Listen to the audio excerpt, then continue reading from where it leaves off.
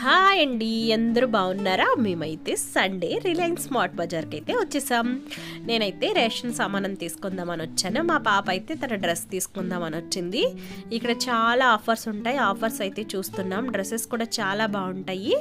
మా పాప హాయ్ చెప్తుంది మీకు. ఇక్కడ ఆఫర్స్తో పాటు డ్రెస్సెస్ అండ్ జెంట్స్ బట్టలు కూడా చాలా బాగుంటాయండి. రీజనబుల్గా అనిపిస్తుంది నాకైతే. ఇంకా మేము అన్నీ తీసుకున్న తర్వాత ఇంటికైతే వచ్చేసామండి. ఇంటికి వచ్చిన తర్వాత ఇంకా మా పాపకి కిండ్రో జాయ్ అంటే చాలా ఇష్టం. నేను కొనొద్దు అన్న తన ఏడ్చి మరీ తీసుకుంటుంది. ఇలా మీ పిల్లల్లో కూడా చాలామంది చేస్తారా?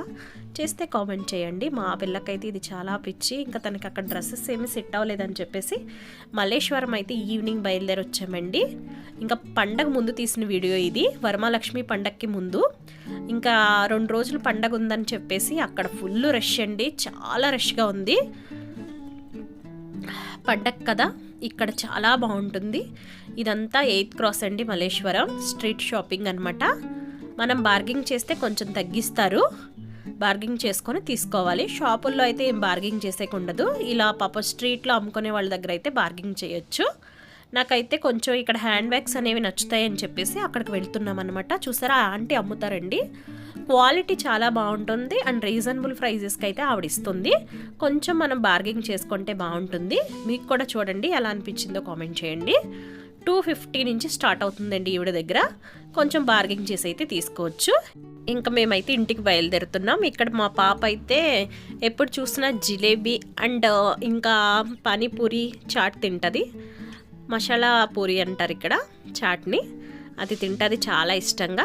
ఇంకా అది తినేసి బయలుదేరిపోయామండి ఇంటికి. నెక్స్ట్ డే అయితే ఇంకా మన క్లీనింగ్ స్టార్ట్ చేసాను. మొత్తం డబ్బాలంతా తీసుకొని క్లీన్ అంతా చేసుకొనేసాను.